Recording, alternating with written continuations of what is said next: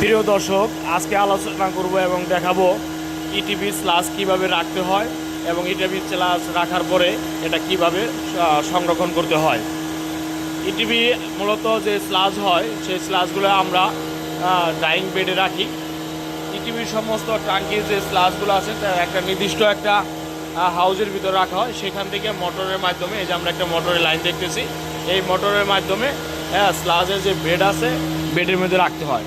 Slash বেডে রাখার পরে এটাকে 1 মাস থেকে 1.5 মাস পর্যন্ত সেখানে রেখে দিতে হয়। আর রাখার পরে স্লাসগুলা দেখেন কি অবস্থা হয়ে গেছে। স্লাসগুলা কেক আকারে ধারণ করবে।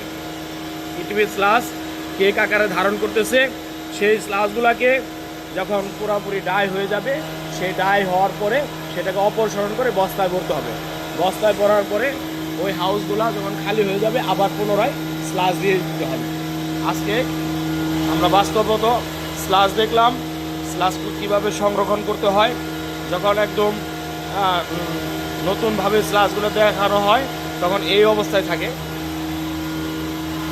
আমরা স্লাসগুলো দেখতেছি, এই অবস্থার ভিতরে স্লাসগুলো থাকে। আর স্লাস যখন 1 থেকে 1.5 মাস রাখানো হয় স্লাস বেডে, তখন স্লাসগুলো এই আকার ধারণ করে। এই আকার ধারণ করার পরে আরও শুকনো হবে।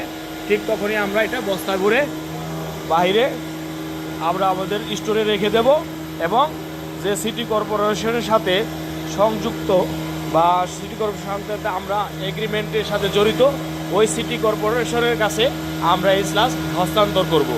অন্যথায় যদি ফ্যাক্টরিতে রেখে দেওয়া হয় তাহলে ফুলের বাগান, ফুলের গাছের আমরা সার, জৈব সার হিসাবে ব্যবহার করতে পারি। আমরা স্লাজের ব্যবহার করব। স্লাজ হচ্ছে ইটিভির অবশিষ্ট একটা ময়লা, যেটা দ্বারা উর্বরত মাটি হিসেবে ব্যবহার করা যায়, ফুলের বাগানে বা কৃষিকাজে ব্যবহার করা যায়। প্রিয় দর্শক, আজকে এই পর্যন্তই। আমরা আজকে দেখতে পারলাম লিকুইড স্লাস এবং ড্রাই স্লাস।